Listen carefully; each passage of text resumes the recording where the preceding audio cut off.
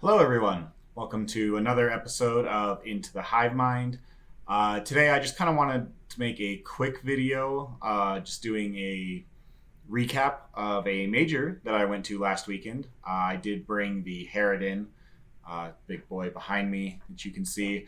So, the Harriden, he did pretty well, but basically, this major was in Salt Lake City. It was the Salty GT.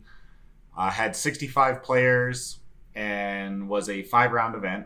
So it did end up having 2 undefeated players.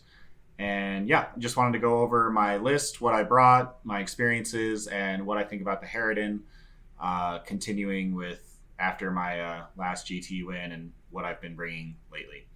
So, first off the list, I do have a Kraken battalion with 2 Broodlords. The first one having Catalyst, again to put on the Harriden, and the second one with Onslaught. That Onslaught is to go on the Termagants or Hiveguard. So Termagants, in troops, I have 2 units of 22 Devourers on all of them, as that point reduction has been really nice and really helps me kill hordes that I would otherwise struggle with having the Harriden. In the elite slot, I had a Lictor and 6 Shock Cannon Hiveguard. This is my first time ever running Shock Cannons, but I figured I would give it a try. The reasoning behind that is, honestly, was for Dark Eldar. The Harriden actually doesn't always kill Raiders when it shoots at them, even with the +1 to wound and pump it up to 4 damage, because they have 5-up invulns. The Harriden often will do 4 wounds, and if the Raider makes 2 of its 4 5-up invulns, then it's going to sit there with 2 wounds left. So I figured some Shock Cannon Hiveguard that I can turn 1, advance, double advance, cast Onslaught on them, then have them shoot to finish off a Raider, and then double shoot and maybe kill some more. I should, on average, against Dark Eldar, kill 3 Raiders, which puts me very much in the game against the dreaded Dark Eldar. I also decided to continue with the anti-Dark Eldar theme and decided to put in a Genestealer Cult detachment. With this, my HQ was a Bladed Cog detachment, so everyone gets +1 to their invuln. If they don't have an invuln, they get a 6+. And my Warlord was the Magus. He did have a familiar. I did not take the Crouchling, just a regular familiar. And then I gave him Mass Hypnosis and Might from Beyond. Both of those just super solid, very powerful psychic powers. The Genestealer Cult, they've always been really good. They're still, in my opinion, the best. Then for troops, I had a unit of 20 Hand Flamer Acolytes. These guys just obliterate those Dark Eldar hordes. So I'm putting out 20 D6 Strength 3 Flamer hits from Deep Strike, which again, now that they got bumped up to 12 inches, you don't even have to spend the CP to show up close with those Hand Flamers. And I think that's actually really good, again, especially against Dark Eldar, and with how the meta is going to shift with the next couple codexes coming out, I think are all going to be in very T3 infantry heavy armies. So I do think Hand Flamers are going to be the way to go moving forward. I also had 2 additional just 5-man Acolyte squads, basically just to do scramblers. One of them starts on the board to deploy scramblers in my home. The other one does midfield, while the Lictor then does my opponent's scrambler. I also took the Keller Morph. This guy was an all-star, but I took him primarily for Drazar or the Succubus. The Keller Morph kills the Succubus basically every time, and Drazar most of the time. The only thing is if Drazar is in cover with a 1-up save, that can make it where the Keller Morph actually just can't kill him. But otherwise, if Drazar's out in the open or you need to kill that Succubus character, the Keller Morph can absolutely do that. I did give him my 1 relic, which was the Oppressor's Bane pistol. It's amazing. Fantastic at killing characters. So yeah, I built this list basically with the impression of the Harriden will win me any matchup against Space Marines or Custodes, or like Knights. And The rest of the list is basically just for Dark Eldar. And overall, I did okay. I ended up taking 18th place out of 65. I went 3-2, but basically I'll just do a nice rundown of all of my matchups. So round 1, I went up against Dark Angels. He was running 2 5-man Terminator blobs, a 5-man Blade Guard squad, as well as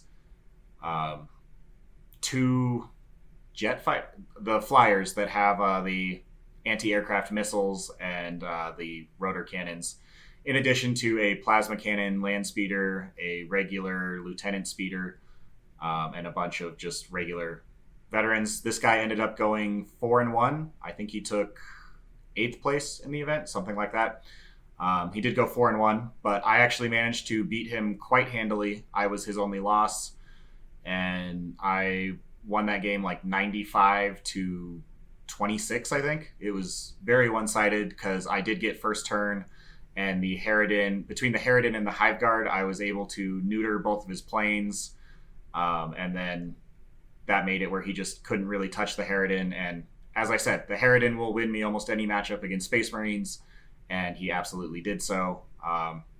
The Kellermorph also, I took cut off the head, and the Kellermorph killed his chaplain, who was his warlord, on turn 2, getting me 10 cut off the head points. So that was quite fantastic there. My second game was against Sisters. This person also went 4-1. They were running 2 squads of 4 Mortifiers, 2 squads of 9 Repentia, 2 squads of Retributors with all multi-meltas, double Cherubs that can allow you to shoot twice, as well as Celestine and Canonesses and tons of just regular Battle Sister squads to sit on objectives. And this game was by far the one I was most worried about. Those Retributor squads can easily take out the Harriden turn 1 with their stratagems for plus 12-inch range, ignore all hit modifiers, plus 1 damage, plus 1 to wound, with 12 multi-melta shots. It's just disgusting. However, my opponent, he did get first turn, which worried me quite a bit, but then he completely whiffed. He only managed to get one of his 12 multi-melta shots through. I failed my invuln save, and then he rolled a 1 for damage to put it at 2 damage. And he figured it wasn't even worth re-rolling that because he just had whiffed so bad. And then on top of that, his Mortifiers advanced up the board, and all of them shot into my Hive Guard. And with his 48 shots that are all heavy bolters, he did 3 wounds. It was 48 shots hitting on 4s, wounding on 4s, and he just rolled horrendously. Only did 3 wounds, and I actually saved all 3 of them. So his entire turn 1 Alpha Strike actually ended up only doing 2 wounds to the Harriden, which he was quite frustrated about, understandably so. On my turn, I then threw one gun from the Harriden into the Rhino to try and pop it and get his Repentia out so my Gaunts could shoot them, and his other gun into the Retributors. I managed to kill only 3 of the Retributors, and I actually only put the Rhino down to 1 wound left, which was quite unfortunate. But the Hive Guard, however, double shot into his Mortifiers and managed to kill 7 of the 8 of them. So Shot Cannon, Haywire, Hive Guard were definitely clutch in that game. They then, I believe, promptly died, but got their points back for sure. Unfortunately, then on his turn, his second Retributor squad came in, and with all 6 of them, the 4 multi-meltas from the second squad, as well as the 2 multi-meltas from the first squad, all walked in on the board and fired at the Harriden, and whiffed again. This time getting 2 multi-meltas through. They were in melta range, so plus 2 damage in addition to the... actually, I don't even think he didn't do the plus 1 damage strat because he was within range. But he got 2 multi-meltas through. I failed both saves. He used a miracle die for damage on one and rolled a 6 on the other, so 14 wounds right there. which definitely hurt. But that was all he could do. And at this point, he basically felt like he couldn't win. I was actually wondering if he was going to concede. He seemed pretty borderline on it. However, he did not. So I ended up asking him what all he still had in reserve. He told me he had a unit of Seraphim still in reserve. So I felt pretty safe landing the Harriden in his deployment zone, where he only had Battle Sisters, the Retributors that I was planning on shooting, in addition to Celestine if he wanted to turn Celestine around, but I wasn't overly concerned about her. Then my Hand Flamers killed off all of his Retributors, and Hive Guard finished off the last Mortifier, and basically the Harriden killed off all the Retributors, so all he had left were some Seraphim and Deep Strike, and all of his sister squads, of which the Harriden charged and killed like 3. But he still had all 3 of his home objectives. And then on his turn, he brought in his Seraphim from reserve, in addition to 9 Retributors that he had forgotten to tell me about. And since I had landed in his deployment zone, he was able to walk them on his own table edge and have a 3-inch charge into the Harriden. So that was one of those where it was definitely a feel-bad moment, because I'm like, you told me that you only had Seraphim left. He had forgotten because he was so distressed about all the bad dice rolls. I do think he legitimately forgot, but honestly what I should have done is just told him, okay, well in that case the Harriden is in the air. I wouldn't have landed it knowing that you had those Retributors. Unfortunately, I felt bad for him and simultaneously didn't think the Retributors could do as much damage as they can. I don't fight Sisters very often. I thought they were only 1 damage each. So when he did 12 wounds with those Retributors to the Harriden, I was like, okay, I'm still alive with 10 wounds left. And then he told me that they all do 2 damage. And the Harriden died, and I ended up losing the game. Because he was able to basically, with those Seraphim, just contest one of my 3 home objectives. And it was a hold 2, hold 3 mission, so I ended up only getting 25 primary points, whereas he got his 45. So because of that, he ended up winning like 90 to 65, I think was the final score, something like that.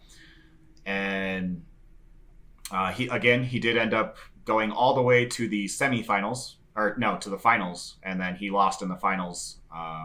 But so obviously very strong player. His list is insane.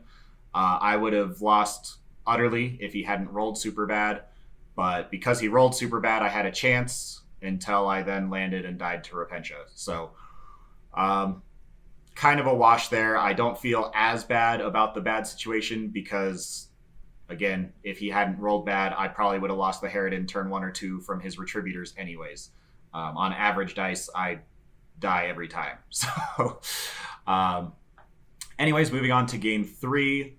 This was against Necrons. This was against Marshall. I don't remember his last name, but he's currently number 4 in the ITC. So yeah, that was very strong player, but he's running 3 Necron Catan with 27 Obsec Scarabs that all have the pregame move as well. And this was kind of same thing where just my inexperience, no one in my play group plays Necrons. I was familiar with their rules, but I hadn't actually experienced playing against them. So he ended up winning first turn, and with that pregame move, managed to charge all 3 9-man Scarab squads into my front lines, which were Devourer, Gaunts, and Hive Guard.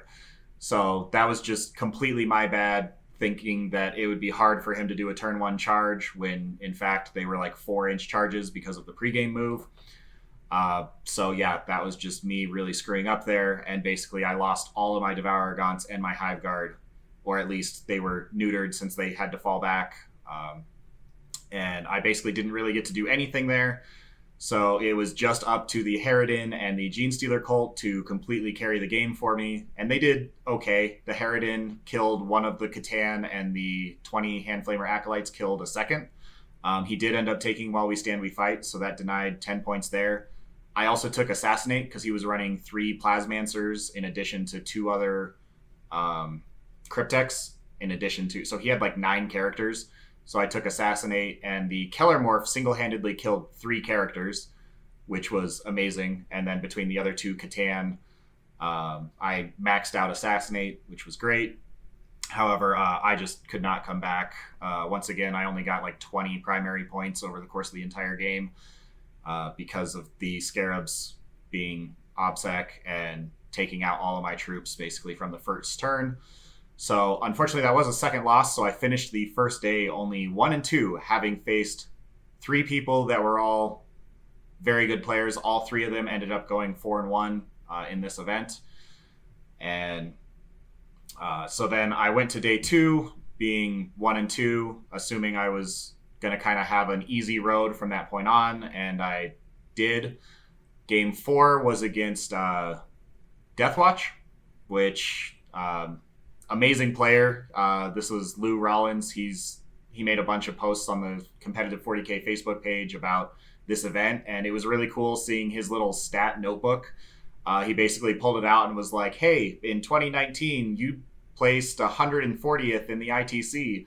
That means I have 4-1 odds of beating you. And I don't know, it was just a lot of statistics that I got a kick out of, how much effort he was really putting into it, which in my mind just screams Deathwatch. It was a super thematic game of Deathwatch versus Tyranids, so I thought that was great. His army is gorgeously painted as well. Unfortunately, he basically kind of lost the game right from the get-go because I took Cut Off the Head, again, because I have a Keller Morph, and this was on a Smash Chaplain that I kind of knew he wanted to throw into my lines. And sure enough, he puts the Smash Chaplain in a drop pod with a bunch of Meltas that turn 1 he brings down. He gets first turn, brings it down, and shoots at my Harriden with all of his Meltas. I think he only gets 2 through, does 7 damage, I think, to the Harriden. Not a lot. And then the Chaplain failed his charge, and I spent my turn with the Harriden shooting away his bodyguards for the Chaplain, and then the Broodlord charged the Chaplain and killed him, giving me 13 cut off the head points, as well as tying up all of his multi-meltas. He couldn't kill the Harriden, and as I said, the Harriden just wins against Space Marines. So I managed to very handily win that game. I think I got 95 or 93 points was my max because I got 13 on cut off the head and 10 on Scramblers. So 93 to, I think he got 40 something. But it was, again, very fun guy, gorgeous army, and had a blast playing him. But it was a very lopsided battle. And that brought me to game 5. So now I'm 2-2. And I end up going up against the Chaos Monster Mash. So this guy's running Mortarion, a Greater Unclean One, the Lord of Change, and 2 Leviathan Dreads, in addition to a Thousand Sun Sorcerer and just 4 units of Rippers, or not Rippers, 4 units of Nurglings, and 10 Cultists. But basically, he got first turn. I think the only game I got first turn in was round 1 against the Dark Angels, and I went second every single other game, which is not what you want with the Harriden, but managed to work for day 2. Basically, his turn 1, he did manage to get Warp Time off on Morty, so he double moved him and was able to charge the Harriden after he had his Leviathan Dreads shoot my screen away. So he charged Morty in, got like 4 wounds through after I command point rerolled one of those saves. He did 7 wounds to me. I saved 3 of them with the reroll, and I think he did 18 or 20 wounds to the Harriden. It was a lot, but it was Morty. And I did 10 wounds in response with the Harriden. So then on my turn, the Harriden flew away, fired 1 gun into him, 1 gun into the Leviathan Dread, pumped up the +1 to wound, flat 4 damage. And that brought Morty down to 5 wounds and 1 shot to Leviathan Dread, which was nice. And then all of my Gaunts actually just threw their Devourers into Morty to try and do some chip damage. And I did 3 more wounds, bringing him down to 2 wounds left, where I then charged in a Broodlord who barely managed to kill him. But I did manage to kill Mortarion, which was big. Then on his turn, he managed to then kill the Harriden because he managed to get 2 super smites off, one with the Lord of Change and one with the Thousand Sun Sorcerer, and he did 10 more mortal wounds to the Harriden. I think that brought it down to like 3 wounds left. And then with his last Leviathan Dread, throwing all of his storm cannons and 3 Hunter Killer missiles, he did take the Harriden out. So that was the only game that the Harriden died turn 2. He at least lasted till turn 3 in every single other one, got his points back for sure. And honestly, in this one, he basically got his points back as well. He basically neutered Mortarion and killed a Leviathan Dread. So that's almost 700 points worth of models. And then on my turn, I managed to bring in my Handflamer Acolyte unit, and I had the Warlord trait to reroll wounds against a target. I had chosen his Greater Unclean One, who had rolled the Toughness 8 Exalted trait. And between shooting all of my Handflamers at him, I believe the Handflamers did 8 wounds that went through his 5-up Invuln and 5-up Feel No Pain. So did 8 wounds there, and then I charged him. I spent the 3 CP to show up 9 away, move D6. So then, and I rolled a 5. So did 8 wounds with the Handflamers, charged in, managed to take out like another 12 wounds, so overkilled him by a little bit. Meanwhile, the Kellermorph, again, was an all-star, killed the Sorcerer as well as 3 Nurglings. And the Shot Cannon Hiveguard, one-shot his other Leviathan Dread. I rolled really hot and managed to do like 13 mortal wounds to him in addition to the like 6 saves at AP1. So yeah, that after that, he basically just had the Keeper of Secrets left, as well as like 1 Nurgling squad and some cultists, and I'd killed everything else by turn 2.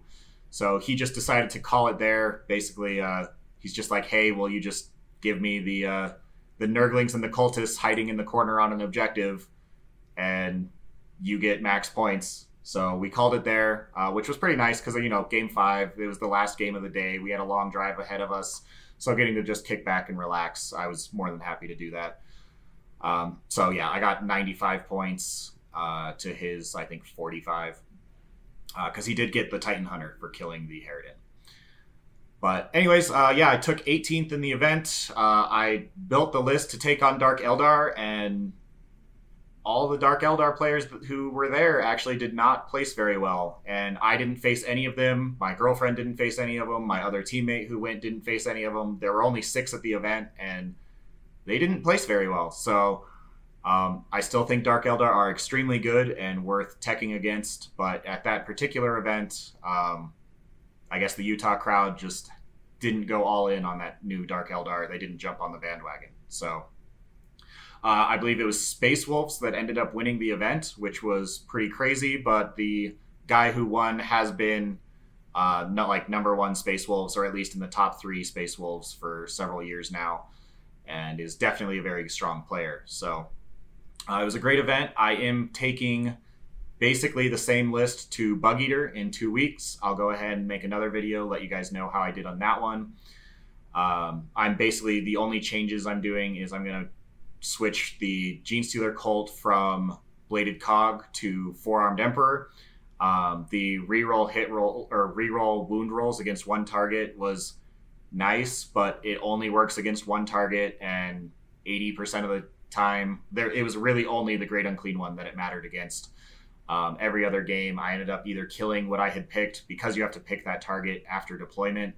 I ended up just having to kill it before the Hand Flamers came on, or it was kind of inconsequential.